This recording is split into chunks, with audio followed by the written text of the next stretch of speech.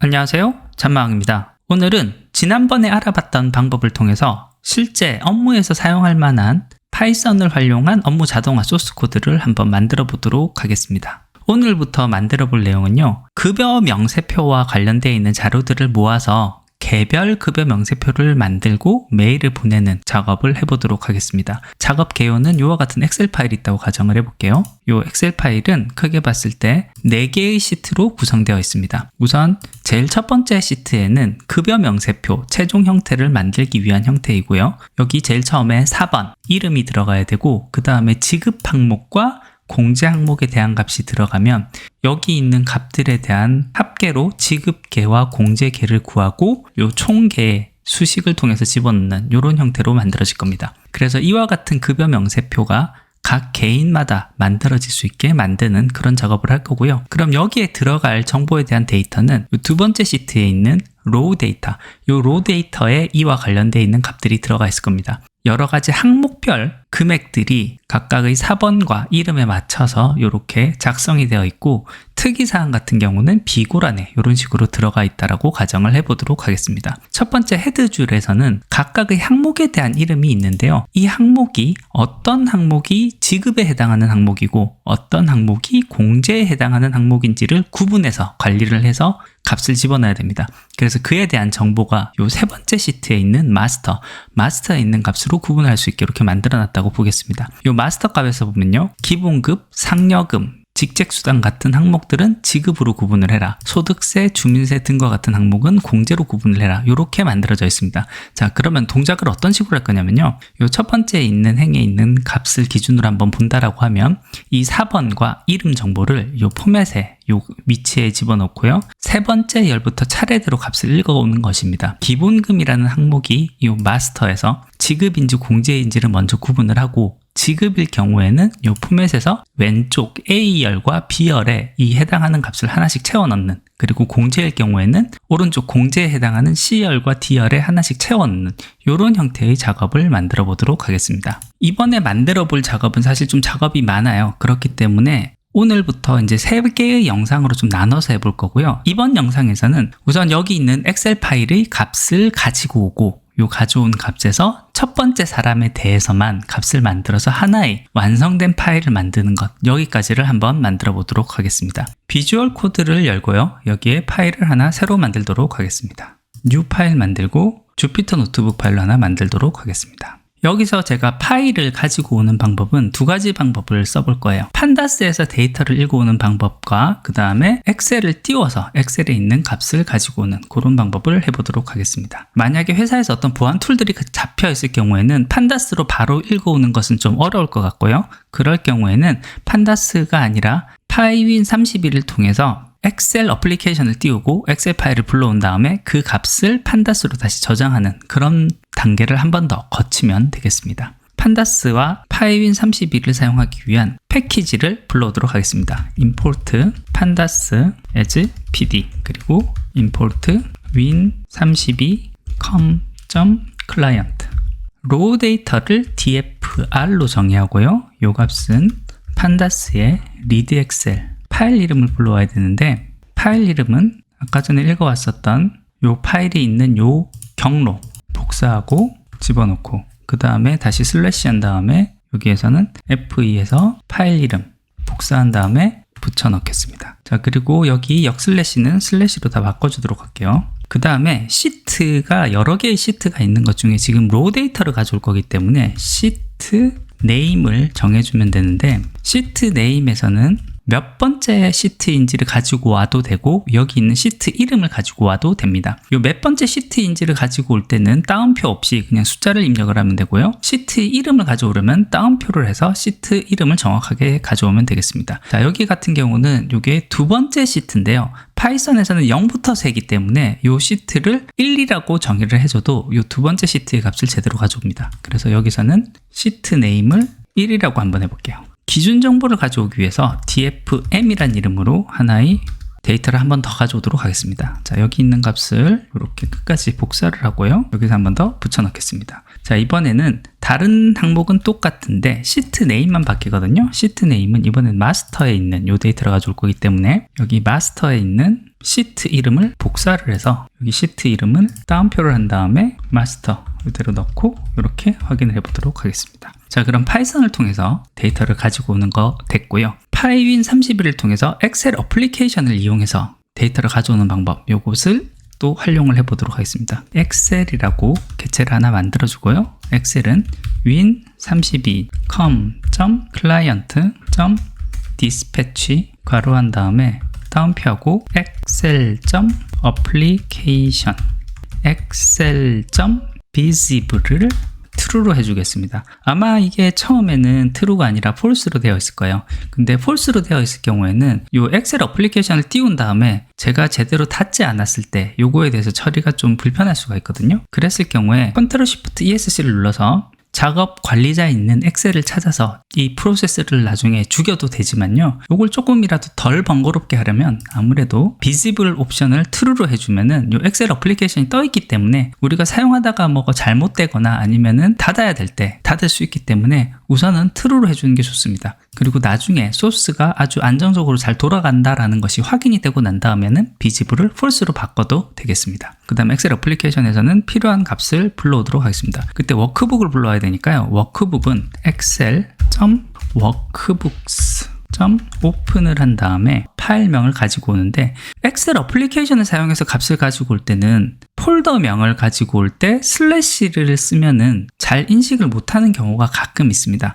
그렇기 때문에 역슬래시를 그대로 써줘야 되는데 이 역슬래시를 특수문자가 아닌 역슬래시 그대로 인식을 하게 하기 위해서는 앞에 R을 한번 붙인 다음에 따옴표를 해주면 여기에 있는 역슬래시도 제대로 인식을 합니다. 그래서 여기선 파일 이름 그대로 복사를 해서 여기 넣어주고요. 여기는 슬래시는 역슬래시로 다시 다 바꿔주도록 하겠습니다. 이렇게 하면은 엑셀에서 워크북을 먼저 불러온 다음에 그 다음에 우리가 사용하고자 하는 워크시트를 가지고 와야 됩니다. 여기서 워크시트는 워크북의 시트로 한 다음에 다운표에서 시트 이름을 넣을 건데요. 제가 다른 항목들은 다 이제 판다스에서 불러왔지만 이번에 가지고 올 요 워크시트에서는 첫 번째 있는 포맷 요 값을 그대로 쓸 겁니다. 데이터를 다루는 것은 판다스로 다루는 게 좋지만 레이아웃을 꾸미거나 할 때는 그냥 엑셀 어플리케이션 그대로 쓰는 것이 더 용이하기 때문에 요 레이아웃이 꾸며져 있는 곳에 우리가 필요한 위치에 필요한 값을 넣게끔만 하기 위해서 여기 있는 워크시트를 그대로 사용하도록 하겠습니다. 포맷이라고 되어 있는 요 워크시트를 가지고 오도록 하겠습니다. 요곳에 시트에 포맷 작업이 끝나고 난 다음에는 워크북을 닫고 엑셀도 퀴트하는 요 소스를 기본적으로 넣어 놓은 다음에 이렇게 종료를 하도록 하겠습니다. 자, 이제 주성문 달아줄게요. 여기 제일 처음에 있는 항목들은 필요한 데이터 끌고 오기 판다스 필요 데이터 읽어오기 파이 윈 32고 여기서는 포맷에 대한 것만.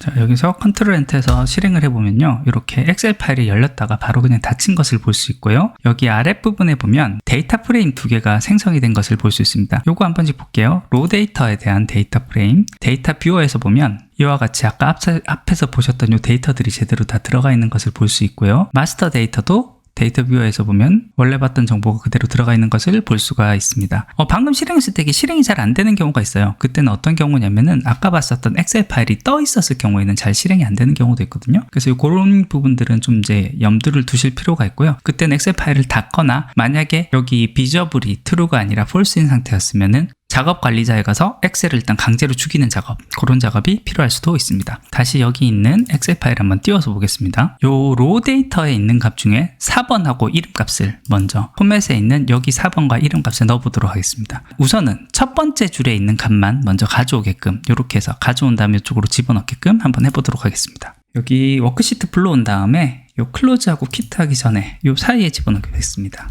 첫 번째 사람 4번 이름 정보 입력하기. 워크시트라고 아까 정의했었던 것이 포맷에 있는 워크시트고요. 여기서 보면 4번 위치는 D열 두 번째 줄 그리고 D열 두 번째 줄에 이름이 들어가게끔 되어 있습니다. 그럼 요거는요. 워크시트의 셀즈의 두 번째 줄의 두 번째 열의 밸류를 DFR에 있는 값 중에 4번 값을 집어넣을 거고 이름 값을 집어넣을 겁니다. 요 4번 그대로 쓰면 되거든요. 그리고 우선은 제가 첫 번째 줄인 0번째 값, 요 값을 먼저 쓰도록 할게요. DFR에 대괄호 4번 0번째 값.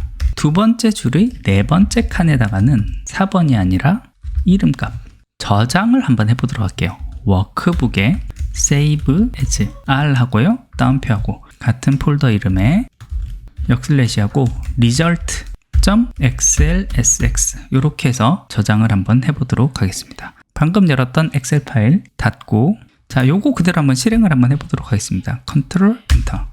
네, 그러면 엑셀 파일이 실행되었다가 닫히는 것을 볼 수 있고요. 아까 폴더에 들어가서 보면 result라는 파일이 하나 새로 생긴 것을 볼 수 있습니다. 이 파일 더블 클릭해서 내용 한번 확인해 보겠습니다. 자, 여기서 저희가 포맷에 대한 값만 바꿨거든요. 그 포맷에서 지금 4번하고 이름에 지금 원하는 위치에 원하는 값이 제대로 들어간 것을 볼 수 있습니다. 그 다음에 할 일은요. 요 로 데이터에 있는 값 중에 기본급부터 비고에 있는 값들을 하나하나 읽은 다음에 요 마스터 정보에서 구분자가 어느 구분자로 들어가는지를 보고 여기 포맷에 요 값을 집어넣는 형태가 되겠습니다. 요 로 데이터를 보시면요. 기본급부터 장기 요양까지에 대한 값들은 지급 아니면 공제지만 이 지급에도 공제에도 해당하지 않는 값은 여기 있는 4번 이름 그리고 비고에 대한 값이 들어가 있는 것을 볼 수 있습니다. 여기 있는 값들이 지급인지 공제인지에 대한 값은 여기 있는 마스터 정보랑 비교해서 값을 알 수가 있기 때문에요. 여기 있는 데이터 중에 where라는 조건을 통해서 이 항목 이름이 있는 요 첫 번째 값을 찾아오는 이런 구문을 활용을 하면 되겠습니다. 판다스에서 그런 기능들이 제공될 수 있으니까 그걸 확인해 보면 되겠고요.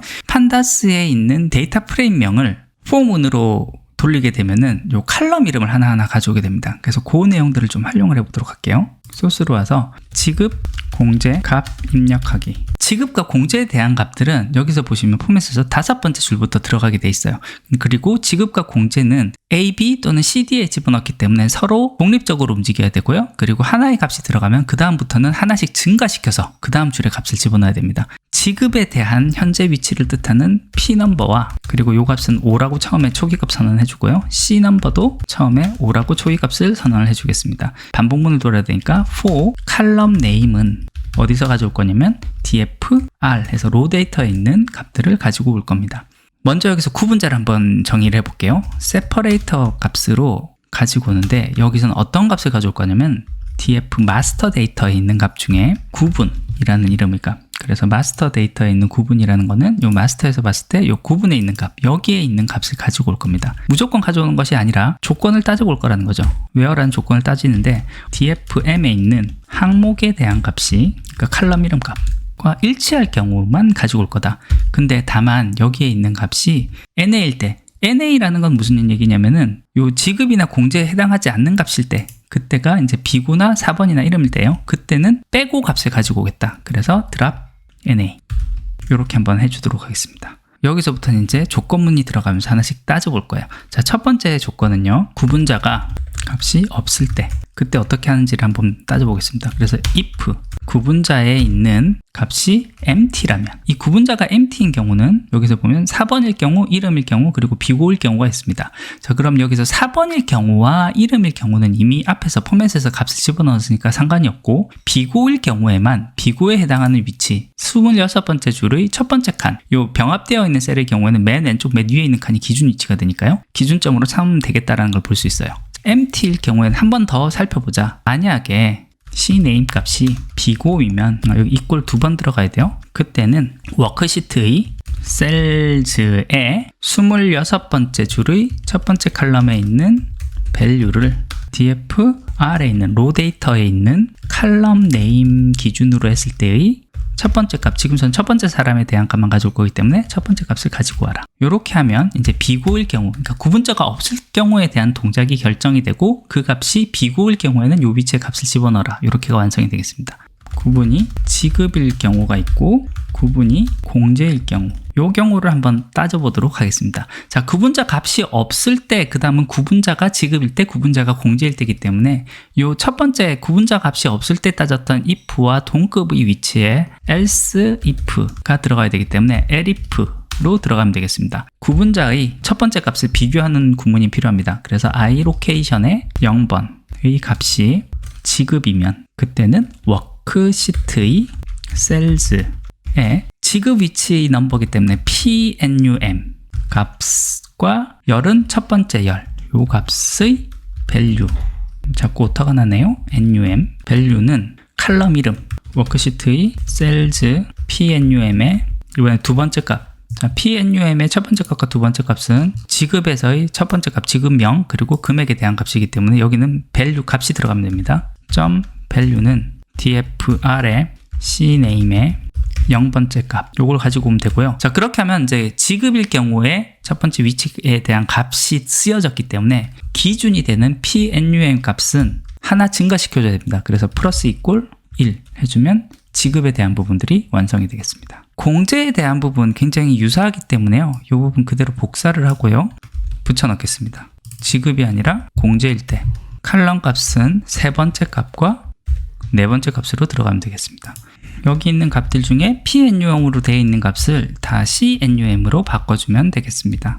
자, 이렇게 해주고요. 그 다음 여기까지 제대로 됐는지 컨트롤 엔터에서 한번 실행을 해보도록 하겠습니다. 자, 실행을 하면 지금 이제 앞에 이미 이 파일이 있기 때문에 바꿀 건지 묻고 있거든요. 요거 한번 예에서 실행을 하고 그 다음에 요 파일 들어가서 리절트 파일 한 번 더 실행을 해보도록 하겠습니다. 자, 그래서 옆에 있는 포맷에 와서 보면요. 지금 첫 번째 직원에 대한 지급 공제에 대한 값들이 정확한 위치에 잘 들어가 있는 것을 볼 수 있고요. 지급계와 공제계의 값들이 들어온 것을 볼 수 있습니다. 좀 아래에 내려보면 비고에도 정확한 값이 들어가 있는 것을 볼 수 있고요.